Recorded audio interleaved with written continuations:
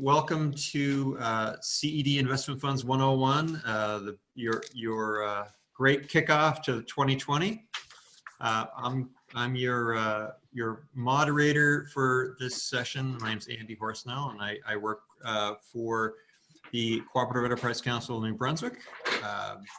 Wendy Keats is Executive Director, and also I think Alyssa McFarland is on the call as well, I believe.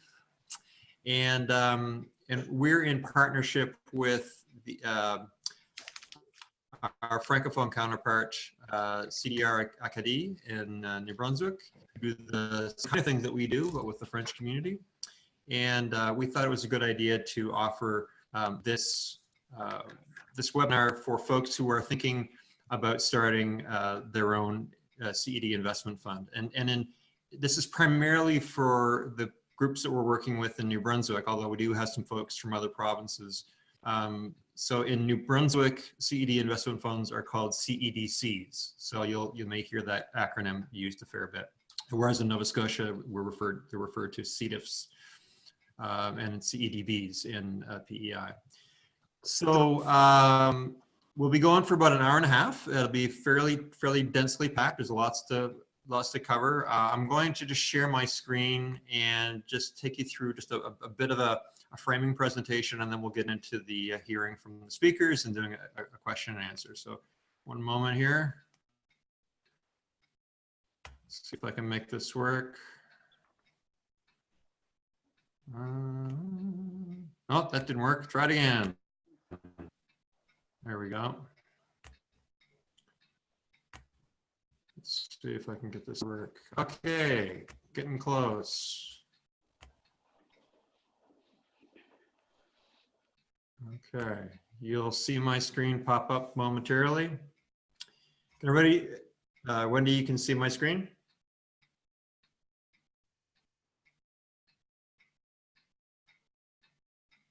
Okay. I can see your screen.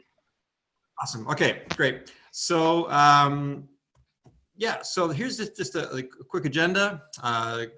Easy 5 parts. We'll start with intro of the panel speakers, do a very quick overview of CED investment funds, then hear from brief introductory presentations by each panel speaker, just enough to give you a sense of who they are and where they're coming from. And then the bulk of the webinar will be really devoted to a question and answer period.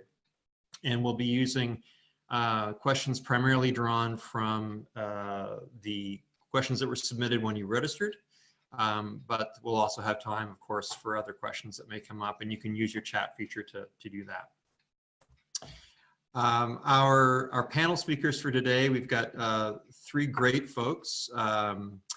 Erika Shea, who's Vice President of Development for New Dawn Enterprises, and New Dawn has done multiple CEDIF raises over the years, as has our next speaker, Linda Best, who's a founding member, co-chair, and treasurer at FarmWorks Investment Co-operative.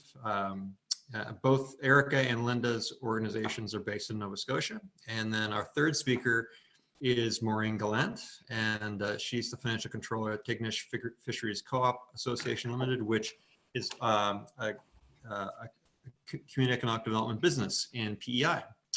And so collectively, we've got probably decades of experience with this group, with a relatively new tool. So we've been able to pull together a fairly good group for you. Now you're going to hear more from them momentarily, but I'll just continue with a brief presentation here. So just a quick little definition. So when I say CED investment fund, I'm referring to a pool of capital which is raised from individuals within the province, whether that's Nova Scotia, New Brunswick, PEI, to invest in for-profit entities within a defined community. And we have 3 kind of within the Maritimes here. We've got 3 provinces that are all using this program. 3 very similar programs and 3 similar names. So in Nova Scotia, Community Economic Development Investment Fund, or CEDIF. So you'll hear Erika and Linda use the CEDIF term. In PEI, it's referred to Community Economic Development Businesses, or CEDBs. And in New Brunswick, the newest entrant to the field, Community Economic Development Corporations or Cooperatives, or CEDCs in New Brunswick. Just the high points here. Nova Scotia's been at it the longest. Started 21 years ago now, with around 70 funds created, around $80 million invested in over 75 companies. In Nova Scotia, the initial tax credit for investors is 35%. There's around 6,000 or more than 6,000 investors. And in Nova Scotia, what is unique is that with CEDIF, you can offer both, well, equity investments or loans. So that is unique within these three provinces. So Nova Scotia can do equity investments or loans with the money that's raised. In New Brunswick, I should read PEI, sorry. In PEI, oh wow, I got this all wrong. Wow, that was a last minute thing I didn't get to. So I'll ask Maureen when were the CEDB started in New Brunswick, Maureen? I'm PEI, Maureen, and ours started in 2011. 2011, yeah. 35% tax credit, as in Nova Scotia, and I believe only equity investments in PEI. That's right. Aha, New Brunswick, CEDCs. So started most recently. I believe there are 3 approved funds, of which one is active, the Fredericton Bouldering Co-op. New Brunswick has a 50% tax credit, can offer equity investments only, and does minimum investments of 1,000 up to 250,000 maximum investments for individuals.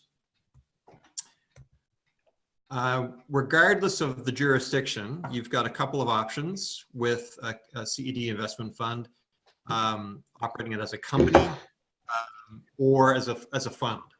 And with the company option number 1, you're basically raising money just for your company, and so there's little separation between the CED investment fund and the company that's operating. So Just Us Coffee Co-op in Nova Scotia would be a good example of a company fund. And then the other option, which is perhaps more common, actually no, it's not, they're probably somewhat equal, is the fund option, where you're really creating a local mutual fund, where you're investing in multiple companies. It can be done as a blind pool, so where the investors don't know specifically who's going to get invested in, but they know that will be invested in local companies. And regardless of which option that you go with, CED investment funds are for the corporations themselves must be for-profit, and they only invest in for-profit entities. They can't be. There's no mechanism to invest in a nonprofit because they can't sell shares. Landlords need not apply in any jurisdiction because real estate development is not considered an active business. There are exceptions to that rule if you can generate significant job creation, at least 5 full-time employees. But generally speaking, real estate development and operating as a landlord is not an eligible activity. So everything else is game, fair game, but not that one. And just kind of to wrap up this first piece, for the folks that are calling in from New Brunswick, Employment and Social Inclusion in New Brunswick has funded a program, a pilot project to help support community groups to launch their new CEDCs. And so the Cooperative Enterprise Council in New Brunswick and CDR-A were jointly contracted within New Brunswick to provide support to interested community groups, of which there are many on the call right now, to help them start their own fund. Because as you'll hear, you know, certainly in the initial going at least, it can be a complicated process. Just a few bit of details there. what we're doing, but it's technical support and networking support for groups that are looking to start their own CEDC. If you have questions about this, I'm happy to take your questions after the webinar at any time. So that's my contact info there. And if you're in New Brunswick, the information about CEDCs is at that website address. So without further ado, I'm going to turn over to our panel speakers. So this next round is really just an opportunity to hear the highlights from each of our panel speakers. So I indicated to them before the webinar that we were going to shoot for something like, 5 minutes per panel speaker, just so the people on the call can get a sense of, who is Erika Shea, what is the New Dawn Enterprises, what's their experience with CEDIFs, and likewise for Linda and Maureen. So I'm going to stop sharing my screen here, and I'm going to, so you don't need to look at me anymore. I'm just going to ask that we go in the order that I just indicated. So I'll get Erika to speak first, and then Linda, and then Maureen. And so we'll just get a chance for everybody else to hear who we have as our panel speakers and what perhaps they can speak to in terms of the kinds of experience they can bring to the discussion. So Erika, if you're ready to roll, I'll hand it off to you. Sure, yeah, just about ready to roll here. I'll give you a 1 minute warning as well. Just Okay. I'll let you know when your timer's almost up. Okay, and so hi everyone. My name is Erika Shea, and I work for New Dawn Enterprises in Sydney, Nova Scotia. So New Dawn has been working in Cape Breton since 1976 and does a number of different things, operates a number of different community businesses, housing, healthcare, commercial real estate. We did a community college for a while. We have an immigration settlement center and are working on an arts center. And so for a period of about 10 years, the CEDIF was also a big part of our work in Cape Breton. We started working with Nova Scotia's CEDIF program in 2005 and offered a CEDIF almost every year up until 2016. For the first 6 years, when New Dawn was offering a CEDIF, we were able to raise funds and invest them in our own organization. So we are a nonprofit. Starting in 2011, it became clear that if we were going to raise funds, they had to be invested in for-profit businesses. And so from 2011 to 2016, we would raise funds, initially targeted funds, and in the latter years as blind pools to invest in local businesses on Cape Breton Island that were, for the most part, looking to grow or expand, and for a select number who were just beginning and needed some capital to do so. Over those 10 years or so, we raised about $13 million. Our CEDIFs were RRSP eligible, which was a really important part of our formula and attracting and retaining our investors. We were able to pay dividends twice a year to our investors, which was also for us an important part of the formula. We ended the program in 2016. We had about 700 investors. To think of what else. So say my role with New Dawn's CEDIF, we had a team working on the CEDIFs of between sort of 3 and 6 people, depending on the year, depending on the time of year. And so my work was mostly in marketing and a bit of investor relations and trying to attract new and younger investors to the offering.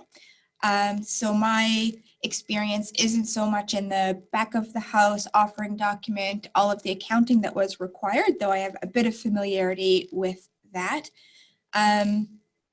We decided in 2016 to take a break from offering CEDIFs for a number of different reasons. We had initiated a couple of conversations with the Nova Scotia Department of Finance, hoping to make some recommendations for some fairly modest program modifications. And despite a number of attempts, the Department of Finance wasn't interested in having those conversations. And so we decided we were going to sort of step back and spend some time thinking about what's the best way for us to support local Cape Breton businesses.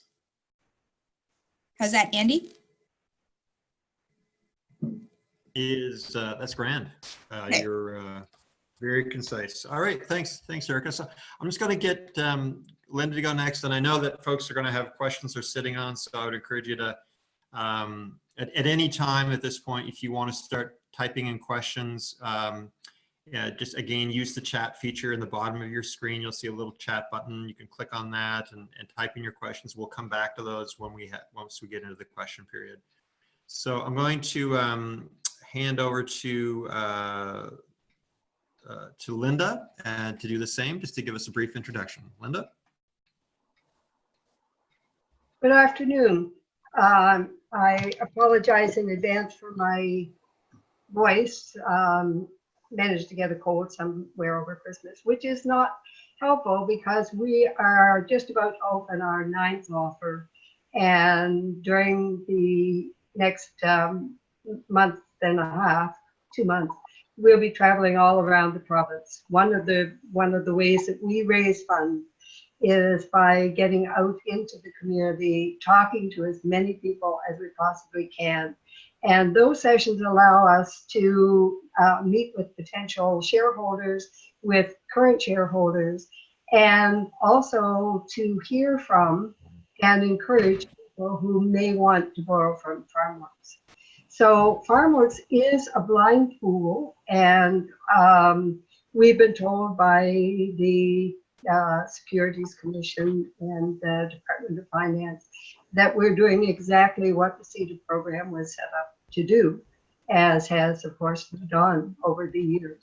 The plus for us is that while we don't control the businesses that we're putting money into, we are diversifying our portfolio. And I don't have any slides with that I've forwarded, but we've tried very hard to make sure that everything possible other than client information is available on the FarmWorks website. So I encourage you to go there.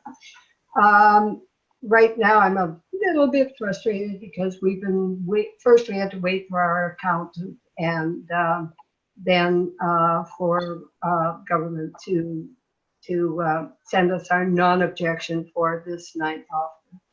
We've raised 2.7 million, and the money goes out after a huge amount of due diligence, and we've had a few losses, but very few. We are not yet declaring a dividend because our shares, in order to involve as many people as possible, we set the value of our shares at $100. And that means that's the good news. We have lots of 418 investors, but it also means that to give each shareholder a dividend would be the administrative costs would be overwhelming. So we are putting away money for as a loan loss provision. And when people are moving out of the CEDIF at whatever point, then the additional value will be assessed at that time. We've been unbelievably successful. We've invested in 110 businesses across Nova Scotia, from any aspect of food, and that includes beverages. We didn't intend for beverages, but we discovered how closely they are linked. And granted, we'd like our beverage producers to be able to find more local product, but that's changing too. So each month well, our loans range started out as 5 to 25,000, and now we've done a few loans that are as much as 100,000. That money goes out at 6%. We haven't changed our interest rate over time. And at this point in time, we have about 50,000 principal and interest coming back each month. We are in the black. We intend to stay there. One of the major advantages, I guess you'd say, of what we do is that, and we're having a session, if anybody wants to come to the Wooden Monkey in Dartmouth on Sunday, January the 19th, we're having a session called FarmWorks Connects, Field to Fork to Future, and everybody is welcome. Because one of the things that we do and are lauded for is that we're connecting farmers to distributors to restaurants. We're working across the full food system to try and make connections, try and provide the mentoring, find the mentors for people. And I frequently get calls from people who are at their wit's end because they haven't been able to find the people who are able to provide the background, the knowledge that they need. So we're thrilled with what we're able to do. We have some absolutely awesome clients. I'm not quite sure what else I could do at this point in my life that would be more rewarding than working with everybody with our clients and our directors. There are 15 directors. I still keep a hand on the tiller because Ann Anderson and I have been there from the very beginning. We also call on a lot of advisors, and now some of our clients are actually coming back to work as advisors with us. So we're pretty happy with what we're achieving. We just want to redouble what's happening and grow this program. But just one final comment. I very strongly recommend the use of the blind pool portfolio as means to raise funds for the CEDIF program. Thank you, Linda. Another great example of and long-standing example of CEDIFs in Nova Scotia. Okay, we're gonna switch over, cast our gaze over to across the Northumberland Strait to PEI, and we're gonna hear from Maureen Gallant from the Tignish Fishery Co-op, and hear a little bit about her. Hello, everyone. Well, to start off with, I thought I'd start with and talk about the company I work for. I'm employed by Royal Star Foods Limited. Royal Star is a seafood processor. We're in a rural community in the western end of the province, in Tignish. Our parent company is Tignish Fisheries Co-operative Association Ltd. And we employ about 300 employees, mostly seasonal, about 25 full-time employees. And back in 2007, I was asked to sit on the board of the PEI Co-operative Council. It was to be just, it was the inaugural board, I believe, at the time. And while I was on that board, we heard about the CEDIF program in Nova Scotia. I thought it would be a great program for islanders. So we lobbied the government to have a program similar to the CEDIF for PEI. And finally, in 2011, it came to fruition. And while I was on that board, I started to get a good understanding of what the program was about And I thought it might be a good program for us at Royal Star Foods. So chatted with our management and the board and thought we started the process. And in 2014, we went out for our first offering. We were very successful. See, we have the advantage here that, as I said, Royal Star Foods is a subsidiary of Tignish Fisheries Co-op. And that co-op is made up of about 180 members, all fishers. So these fishers already own this business. And so we went to them and asked them if they were interested. We had an information meeting and asked them if they were interested in investing, hoping that we may be able to raise the most probably $1 million, but we were very successful in the first year and raised 2.9 million. So then we went to second year, third year. So we just finished our 5th year, and we've had 7 offerings. We raised $18.7 million, and our investment is a what we call a flow-through investment, not a direct investment. We set up 7 different co-ops, and they're all called Royal Investment Cooperative, Royal Investment 2, Royal Investment 3, and so on. And so what we did was a flow-through type of business. We didn't have to do a lot of searching for investors. As I said, we went to our members to begin with, our owners, and they in turn, of course, spread the word around to wives, relatives, friends. Didn't take long for the word to get around. Now we have investors spread across the island.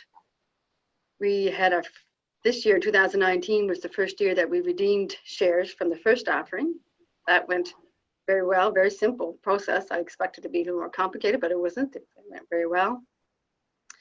One of the things we did, which wasn't necessary, but one of the things we did, we set up what we call a sinking fund.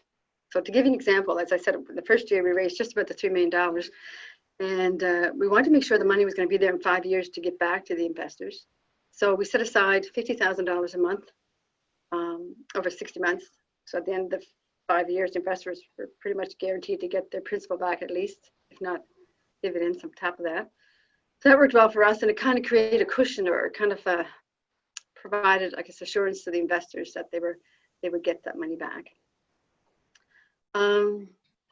Program, I think, is an excellent program.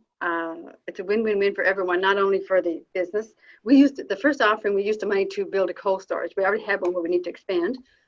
And then we started increasing our live holding facilities. We've done that a few times over the last few years. So it's helped our business.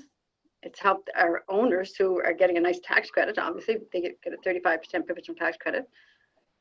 And then also the community, because as our business grows, we make more money. Since it's a co-op, the money goes back to our members as a form of rebate at the end of each year, our profits. And then, you know, that money's spent in the community. So as I said, it's a win-win-win for everyone. I can't say it was an easy process. Actually, it was very difficult. Very little support from the province, unfortunately.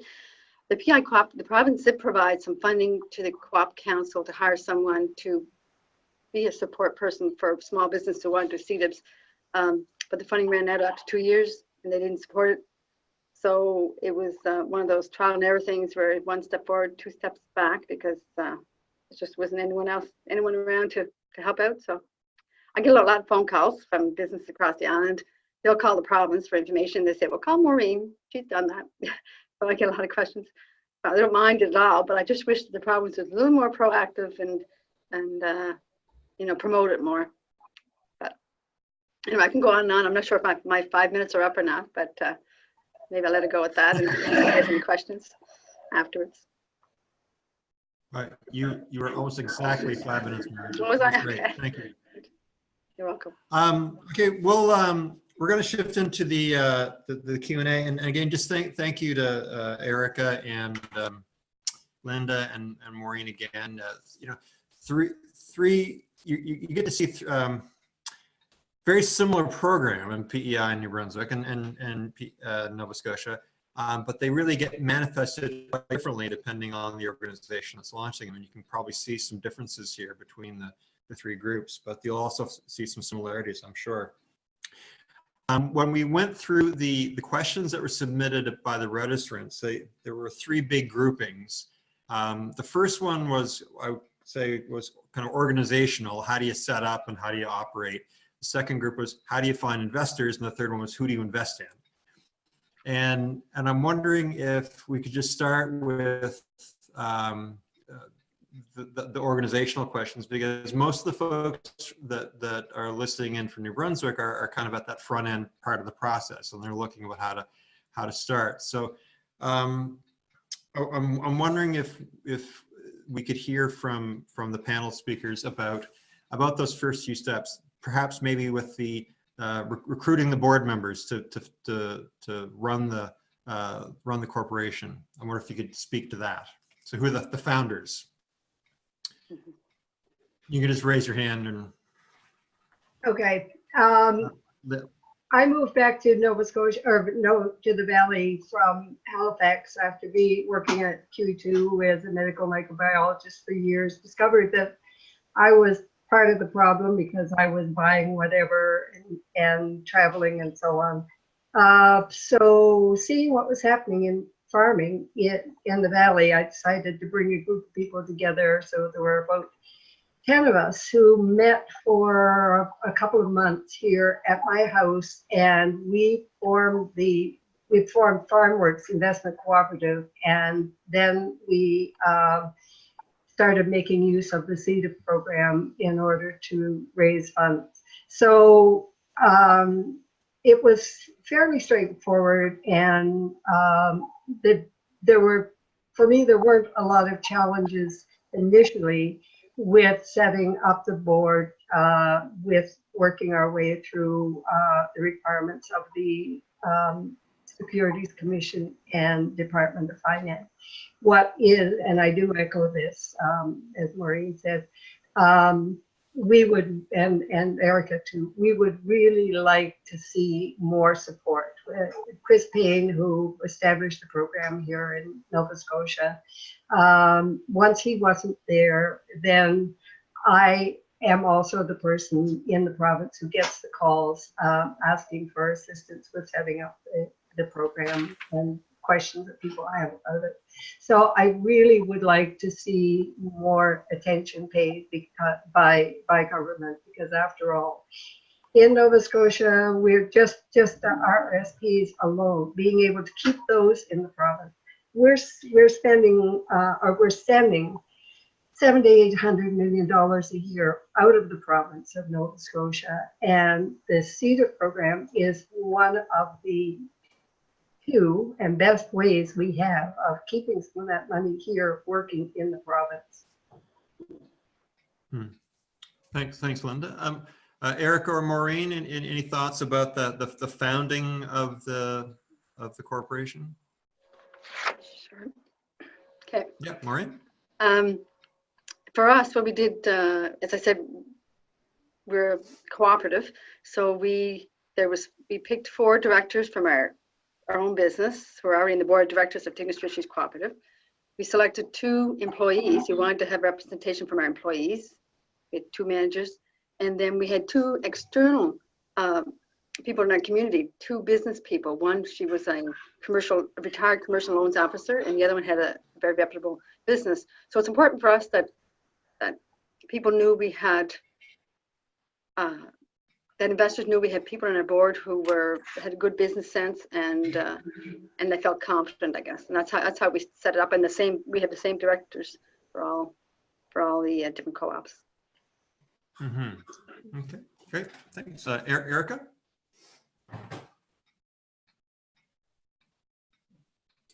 Sure. So with New Dawn, because New Dawn had been around for so long before getting into the CEDIFs, we had quite a group of family and friends that we could pull from to get our initial directors. And at the same time, because of the other lines of work we were already involved in, had some internal kind of accounting capacity to start off with in terms of the first offering documents and working with our investors. So subsequently, we've moved our CEDIFs under our main board of directors. So we now have one board of directors that oversees all of the work that New Dawn does, including its CEDIFs. In the early years, our CEDIFs had separate boards. Okay, great. Maybe we'll just I'll just do a couple of rounds here, and then we'll maybe open it up a little bit. If we shift to the investors, so let's say you've established the fund, you're ready to go out, and you've done all the paperwork with the government. What was the strategies that you used for securing those the investors that you needed to reach your target? You know, we'll start with, given that Erika's already not muted, we will put you back on the spotlight, Erika. So how did you go about recruiting investors? So our methods changed a lot over the years, and I can speak to the early years indirectly because I wasn't here, but have heard a lot about those early years and the starting of the CEDIF. So in the first probably 2 or 3 years of the 10 that New Dawn did a CEDIF, it was through having lunch and having supper and organizing meetings for fairly small groups of existing acquaintances. So we sort of started with our kind of closest circle of friends, and then over the years moved out from there. And it was very intimate, often one-on-one, lots of conversation, talking about why we thought this program could work for our community and what it offered in terms of a vehicle for local investing.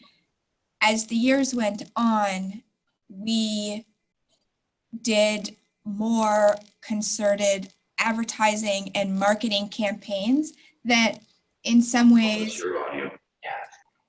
had a lot of similarities to other work we were doing in marketing and communications and advertising. So newspapers and social media, and eventually we kind of tapped into CTV, and that worked really well for us in the latter years, but it was starting small conversations, one-on-one, groups of 5, groups of 10, people we already knew, people who had relationships with the organization or its staff or its board and already had some degree of trust. And then over time, as we had successes that we could build on and point to, and people began to believe that the tax credit was as stated, because initially it does sound almost too good to be true. So we would find that if somebody would try it once, they would come back again and again and again, because it was financially such a advantageous arrangement for our individual investors. Great, thanks, Erika. Just one really quick follow-up question that I saw was posted to the chat, Erika. The question with regard to whether New Dawn is a for-profit or a not-for-profit. New Dawn is a not-for-profit. But what we end up having about 20 different entities that have different incorporation statuses. Most of those are not-for-profits. New Dawn Enterprises Limited is a not-for-profit, but within the family of companies, we have some for-profits and some charities as well. And was that how you were able to do the CEDIF? Initially? Needing to be a yeah. Well, in the early years between 2005 and 2011, we felt that there was some gray area in terms of where CEDIF funds could be invested. And so we took advantage of that gray area, invested what we raised in our own organization and our own companies, not-for-profits. In 2011, it became clear, or I should say the province cleared up for us, that the investees had to be for-profit. But in Nova Scotia, it was still possible as a not-for-profit to raise the funds, so long as we were investing them in for-profits. Thanks, Erika. Linda, maybe you could comment about how you went about recruiting investors. It wasn't hard. That first year, we traveled around the province and talked to people about the issues, about the situation with farmers and food producers, about the fact that about 85% of our food is brought into Nova Scotia, whereas when I was a kid, 85% of our food was, well, 60–70% of our food was grown here in Nova Scotia. So we had, in that very first year, a lot of people who understood why we were doing what we were doing and wanted to support it. And 8 offers later, it's clear that once people are involved with FarmWorks, they stay there, because out of our 2.7 million, we've only had 1.5% taken out at the 5-year period. So all of those first 3 offers have rolled over so that people are now getting their 20%. And as people probably know, with the CEDIF program, it's 35% for 5 years, followed by 20% for the next 5 and 10% for the following. And of course, we've had a number of people who are working outside the province who invest in Nova Scotia in spousal RSPs, because that way they get not just the 35%, but also the federal RSP tax credit, which makes it very, very valuable for people.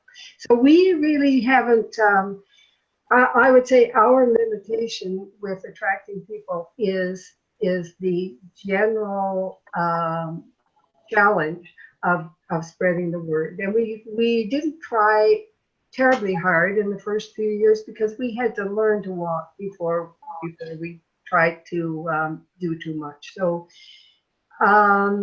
we have attracted investors and money at what we feel is the appropriate level each year. But now we've got some younger and new people on the board, and so this year and going forward, and given the situation with the obvious benefits available to us by supporting our own economy, we're going to be working harder. Great. Thanks, Linda. Maureen, what are your thoughts around recruiting investors? It wasn't an issue for us. Like I said earlier, we basically went to our membership, and we had 180 at that point, and most of them invested, and then word quick spread around. First year, it was sort of too good to be true. People were doubting that program could actually get this much credit and how it worked. But the second year, we have people now. We tell them, they're calling us and asking to invest. Are we doing an offering? Can I put my name in? Can I? And so it's a non-issue for us. We actually last year we had turned people away. Yeah. It sounds like in all 3 cases, there's been an incredible amount of loyalty and kind of repeat business, so to speak. It's true. That's right. Yeah. Okay. I'm really aware we got a long list of questions, so I want to keep on trying to move us along here. The next grouping of questions really kind of came out. Well, let's say you've got the organization set up. You've been able to identify investors. Then how do you know where to invest? Like what kind of companies to be investing in? And I'm sure all 3 of you had slightly different takes on that. So maybe that you've just been speaking, Maureen, maybe you could comment on that. Like how did you determine who to invest in? Yeah. Well, the money has always gone, as I said, we did a flow through. It's always gone to Royal Star Foods Limited. That's the operation company. It's like I said, seafood processor. We're continually expanding our live and our frozen storage areas. Just the one entity. That's it. Okay. Linda? There's not a week that goes by that I don't get at least a few applications. We do a lot of due diligence because our loans are unsecured, and that's a requirement of the CEDIF program. We're open to applications from any part of the food system, and the good news is that for the most part, there's been a pretty good balance. We are now, for the first time ever, in a situation where we've used up just about all of the money that's come back in. So of the money that we have brought in, we're actually now in a position where we're lending out our profit, which is multiplying our return. So finding the right people hasn't been difficult at all. What is difficult is for the people who are applying to us to find the other money that they need to go along with. So when somebody's looking to us for the money to put together with another lender, that's where the difficulties may arise. And we've only ever twice, I think, turned down anybody, but we have worked with businesses for up to 3 years, 4 years, sometimes. And then the other day we turned around a $5,000 loan overnight. Mm-hmm. Mm-hmm. And Linda, your situation is a little bit unique in that you offer loans to businesses as opposed to direct equity investment. Yeah. That's a little bit, just to be clear for folks on the call. Yeah, and that's the basis of our success, because that broad portfolio of businesses and the return on the interest that's paid is what gives us our ability to keep on funding more and more businesses. Yeah. Erika, could you speak about how you've identified the investee companies? Yeah, it follows sort of a similar pattern, I suppose, in terms of identifying our investors. So 2011, 12, 13, when we first started investing in external companies, it was really companies who we had some level of a pre-existing relationship with. We knew them, we knew their CEOs, we had a fairly good understanding of their business, their markets, their trajectory, and they allowed us to, in those first 3 or 4 years of doing external investments, have some fairly stable investees that we felt fairly confident in their ability to meet the terms of the loan or the equity. After that, probably 2014, 15, 16, we assembled an advisory committee of local, you were saying, Maureen, local business people, people with experience making loans, drawing up these sorts of documents, identifying ideal prospects. So we sort of formalized and broadened the way that we were vetting our applicants, and at that point moved beyond the sort of companies that we did have a working relationship with to some new companies across the island. Great.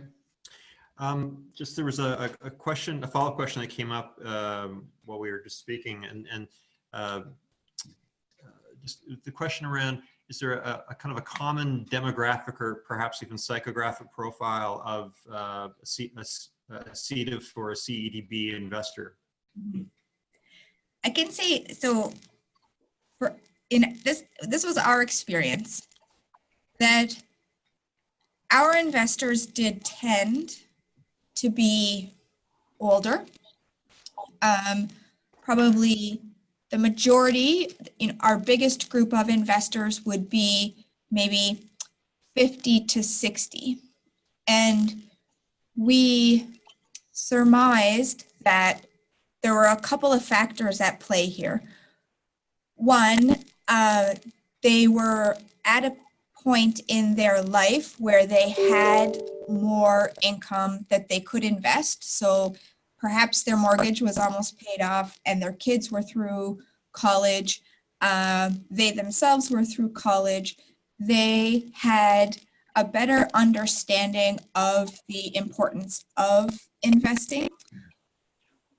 So naturally, without any interventions, our investors tended to be a bit older. But what we found when we put some thought and some effort into attracting younger investors was that the notion of investing locally and investing in your community really resonated quite quickly with younger investors when we sought them out. So although for our younger investors, the education or the learning process was more around how do you invest and why do you invest and what are your investment options and how does this compare to a mutual fund or an RRSP, for them, the local part of this proposition really resonated and was quite attractive to them. Maureen, what's your experience been in terms of the ideal investors or typical investors, I guess?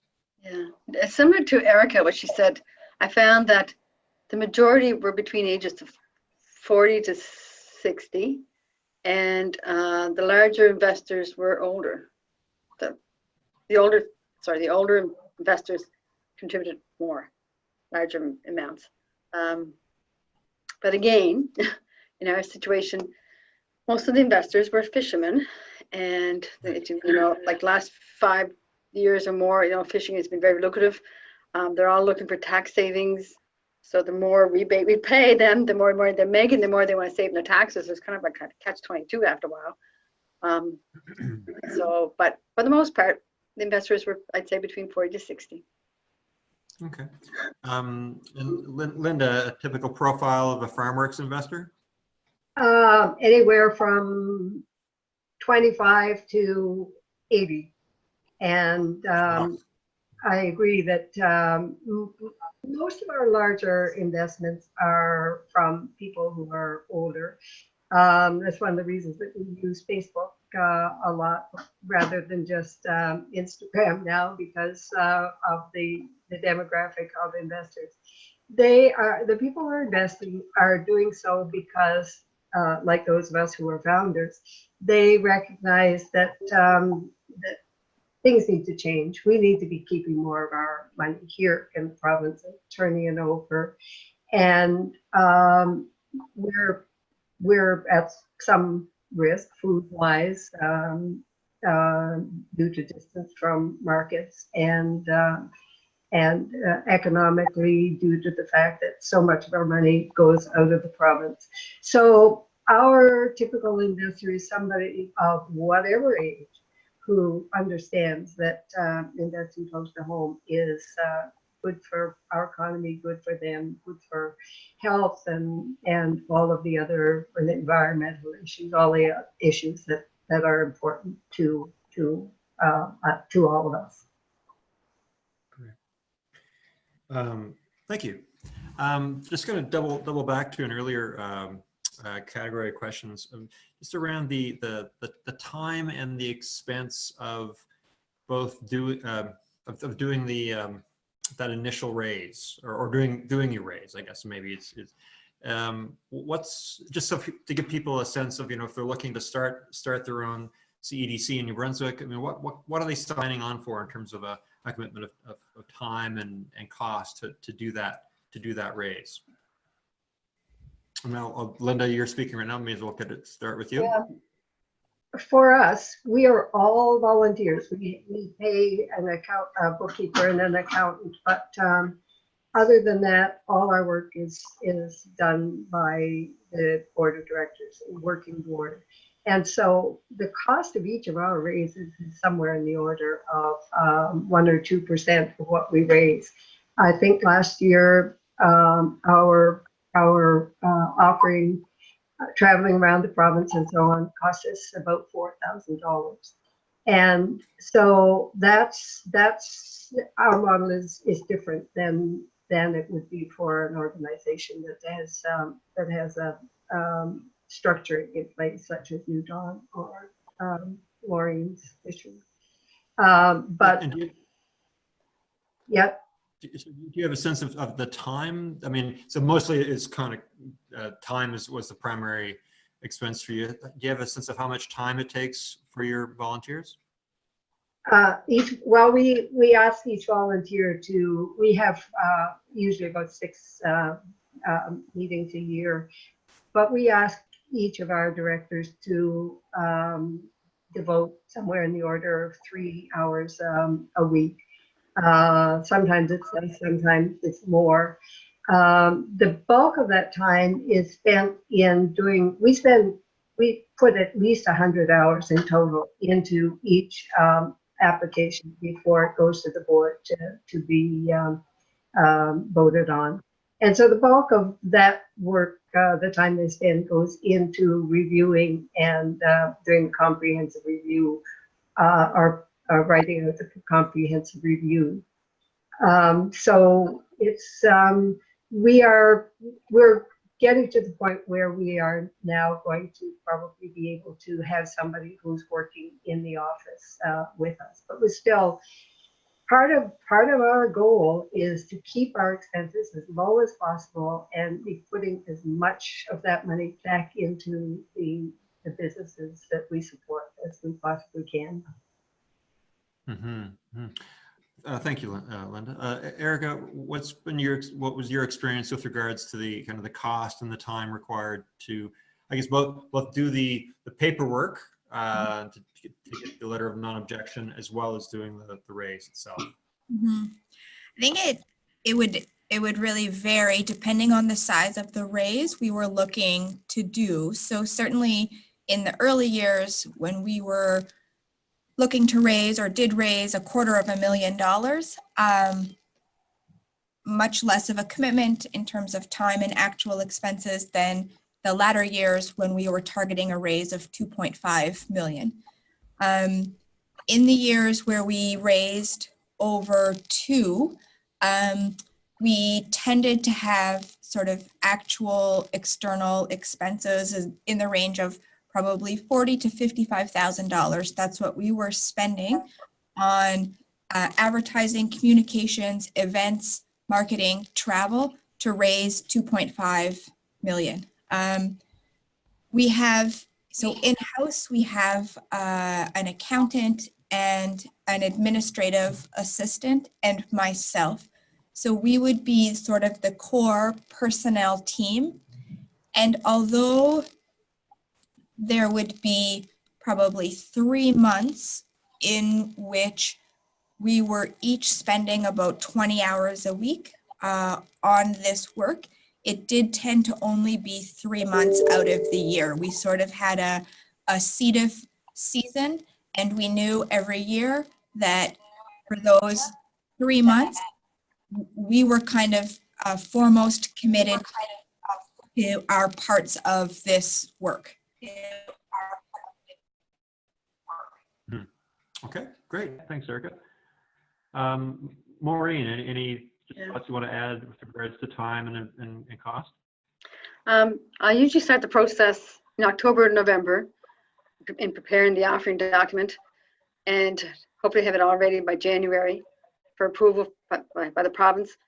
As far as the cost, I think somewhere around, I'm gonna say around $8,000 to $9,000, and that's just time.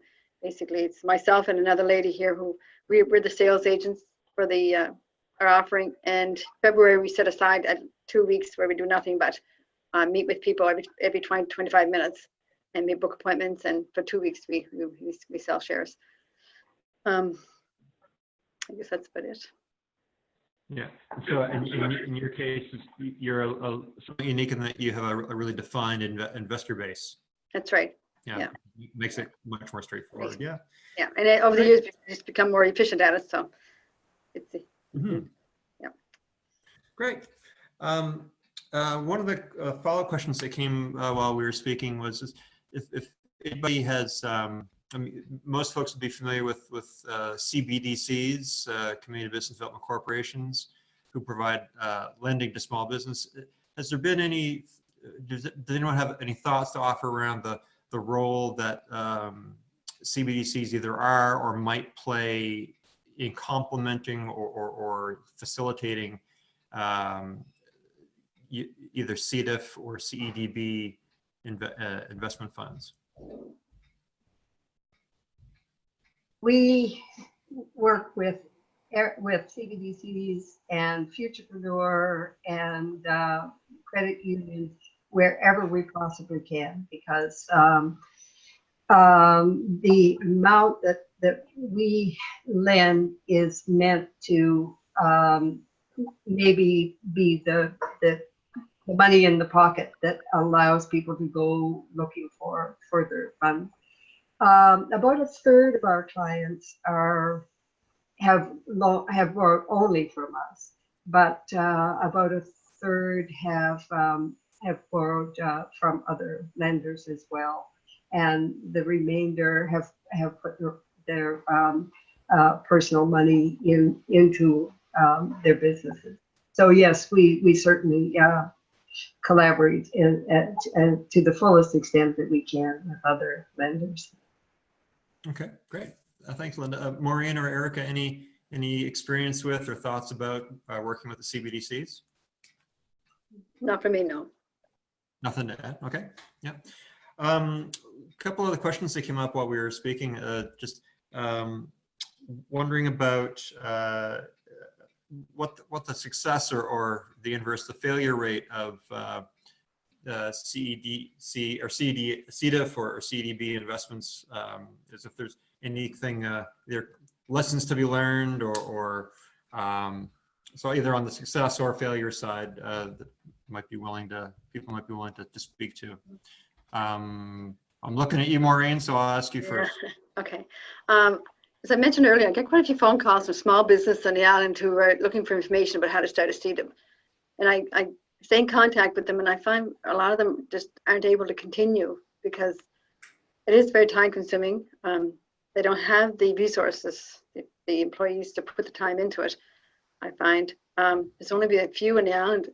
Like I said, we've done 7 offerings, but I think there's only about less than half a dozen probably other CEDIFs that have gone through, that have been approved on the island. So again, just lack of support and lack of resources, and especially for small businesses, they just don't have the people to time into it. They have to, get some money in the company, make enough money to keep the company going. So it's difficult.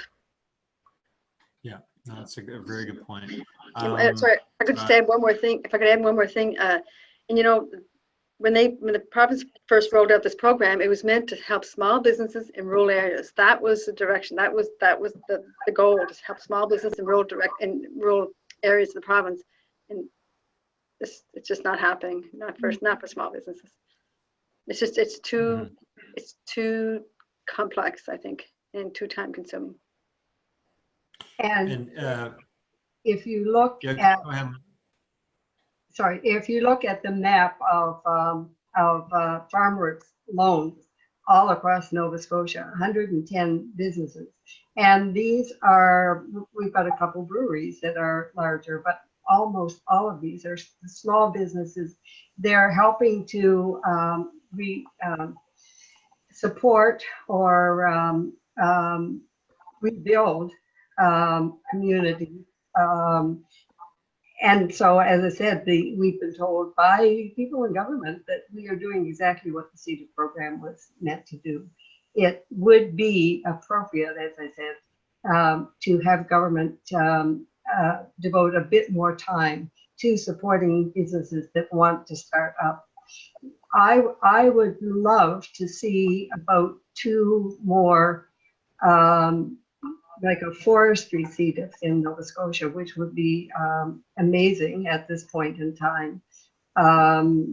Maybe there should be, we've had discussions about the fishery in Nova Scotia, and maybe with a CEDIF set up to support that.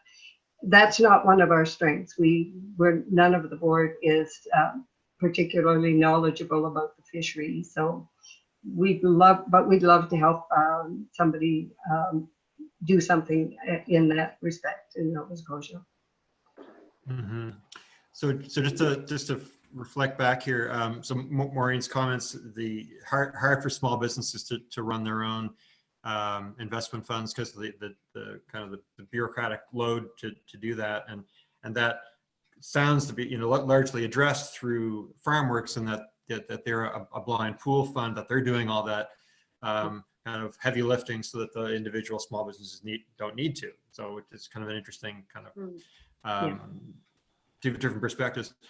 Erika, any thoughts around where it's not worked, where there has been a failure that people might learn from?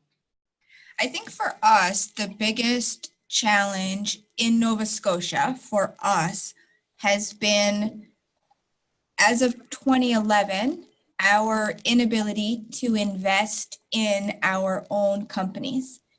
And so what we most hoped for was a change in terms of the nonprofit status of investees so that we could better balance our more stable investments in ourselves with some more riskier investments in external companies.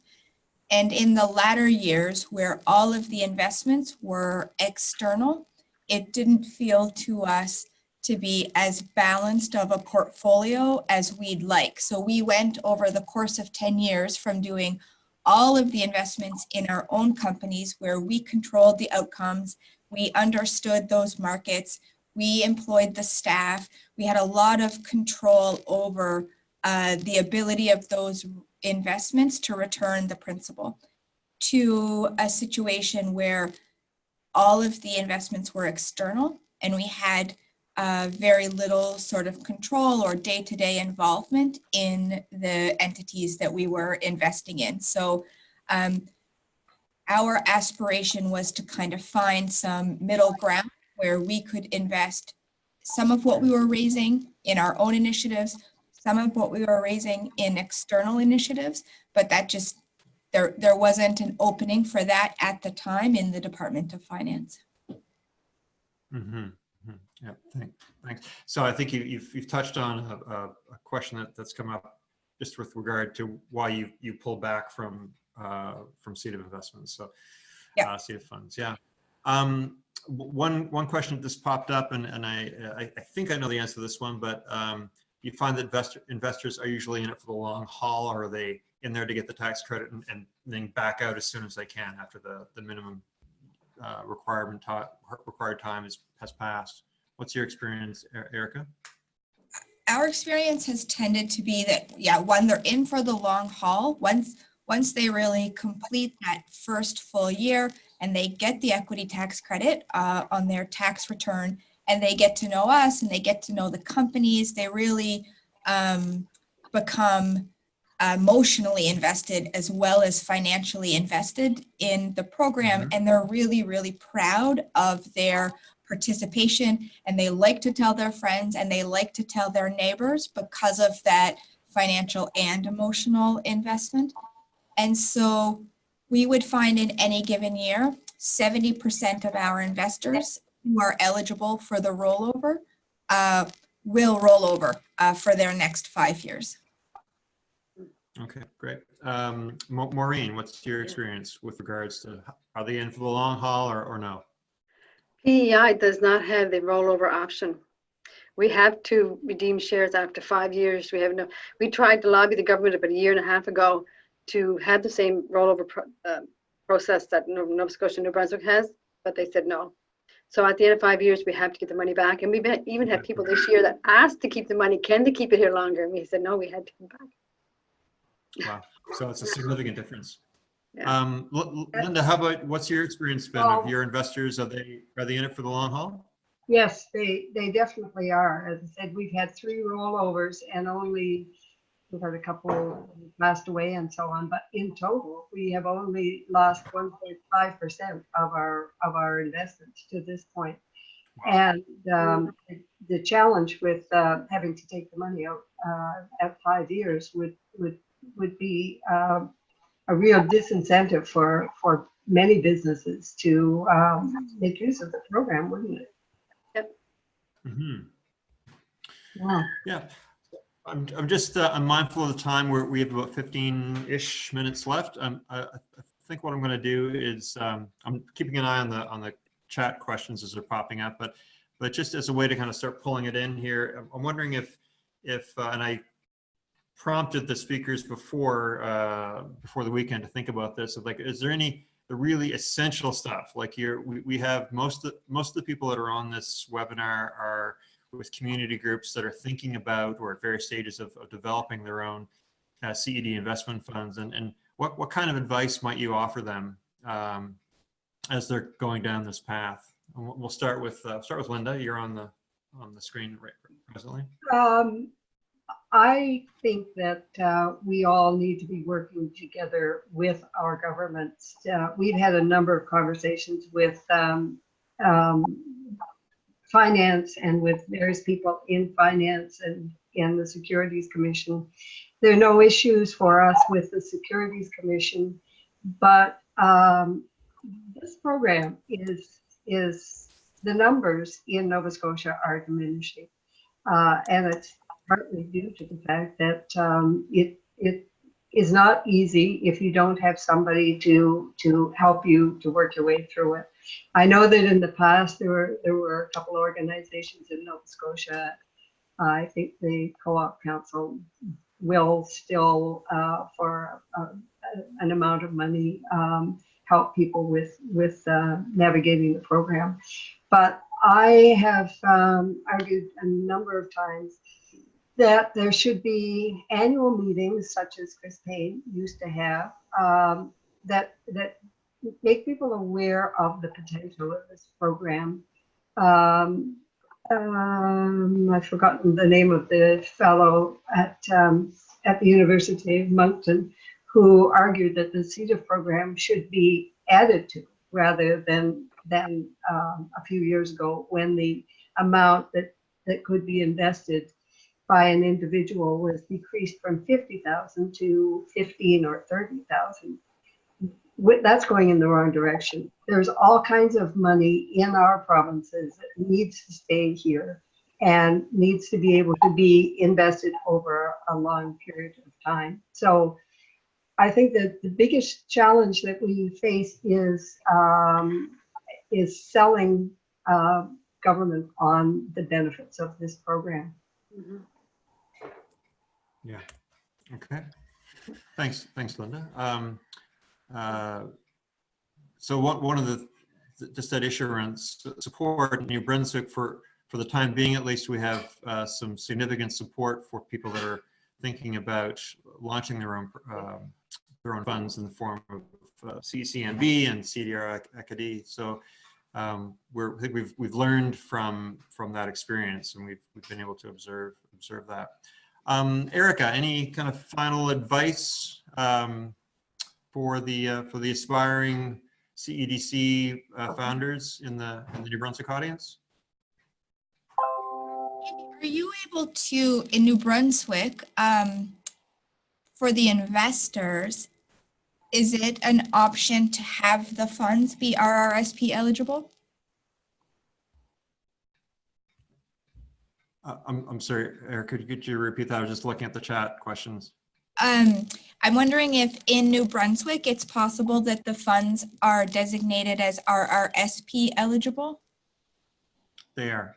They are. So that I would say sort of just in terms of the nuts and bolts, for us having the funds as RRSP eligible was a huge advantage, because then sort of, your middle class investors who are already in a habit every year of contributing X amount to their RRSP, you're not asking them to come up suddenly with additional funds for investments. It's just a different place for their existing investment that they would be making anyway. So for us, having the funds be RRSP eligible really helped in terms of the amount that we were able to raise and the investors that we were able to attract. I think one of the other things that we learned over the course of this experience was just the relatively low level of financial literacy that exists across all income levels. And that there is a piece of this work is sort of providing resources and general information and links around kind of that basic financial and investment literacy. And I think that just to reiterate what I was saying before, it's really humbling and it's really meaningful and it's really exciting to see what a powerful experience this is for investors to get to invest in their own community. They're just incredibly proud of the impact that their money is having. And I feel like the sort of consciousness around buying local and thinking local and investing local, it continues to grow and grow and grow, which makes the path that we're hoeing here a little bit easier because that awareness is independently expanding out there in communities. Mm-hmm. Great, thanks, Erika. And there are, I have a couple of last questions to ask that have just popped up, but I'll just get Maureen to comment on kind of the really, really important stuff that founders should think about. I agree totally with what Linda just said and Erika as well.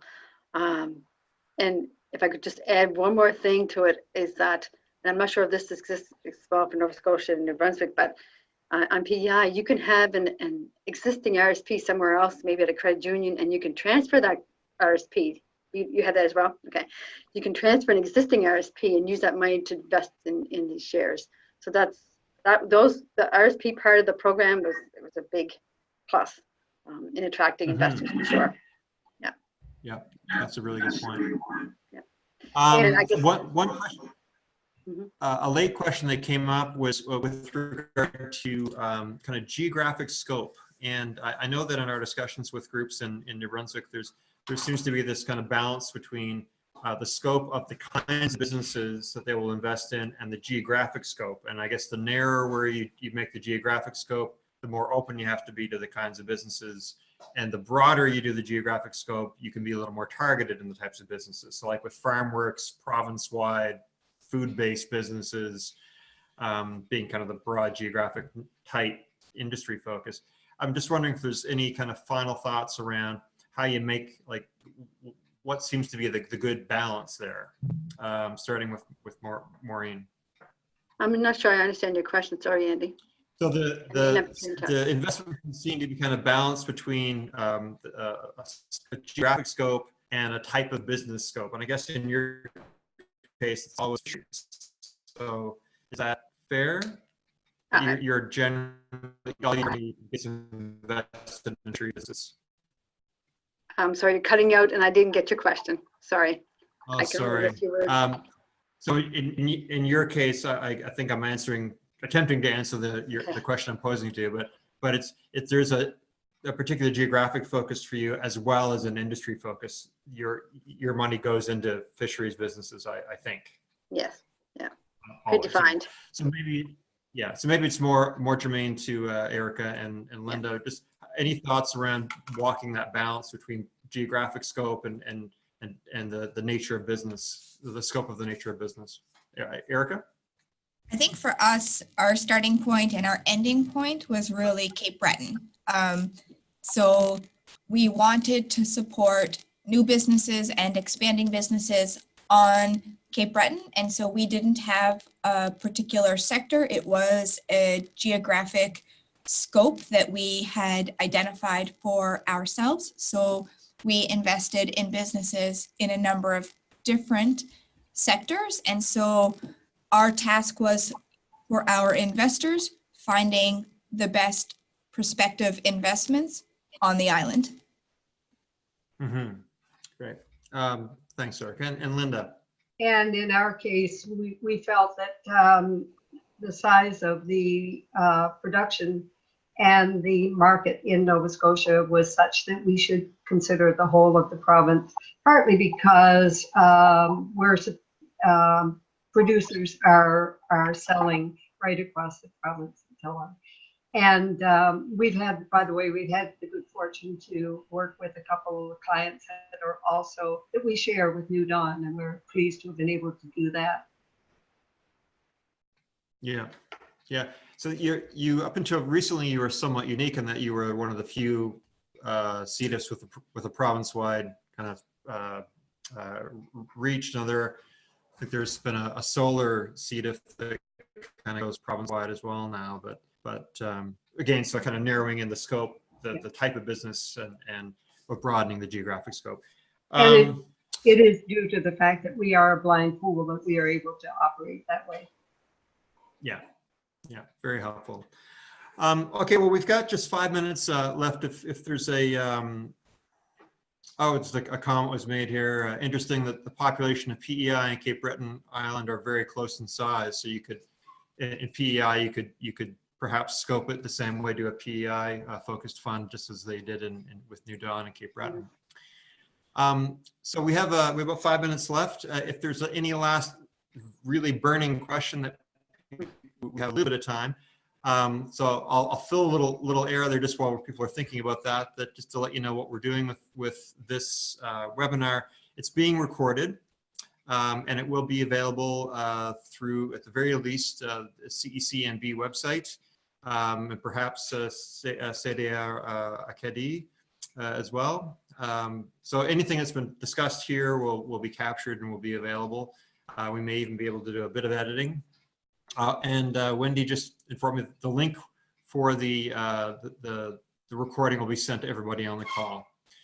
And if again in New Brunswick, most of you folks will have some engagement with us already, so you'll know us. But certainly after the webinar, if you have any kind of follow-up questions, by all means contact me or Wendy, and either we'll try to answer them directly ourselves or put you in contact with the people that you like Linda, Maureen, and Erika, and others, because there really is a really strong community of practice in the Maritimes that unfortunately is not well networked, and so we're making some efforts here to try to link up this community of practice of CED investment funds. I mean, the Maritimes is quite unique in the country in that we all have this, and really we have a critical mass here that doesn't exist in other parts of the country. So there is a real opportunity for the newcomers to learn from the veterans, and perhaps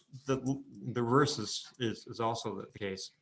So unless there are any final questions, I want to thank our speakers, Erika Shea, Linda Best, and Maureen Gallant for joining us, giving up their time to share their experience.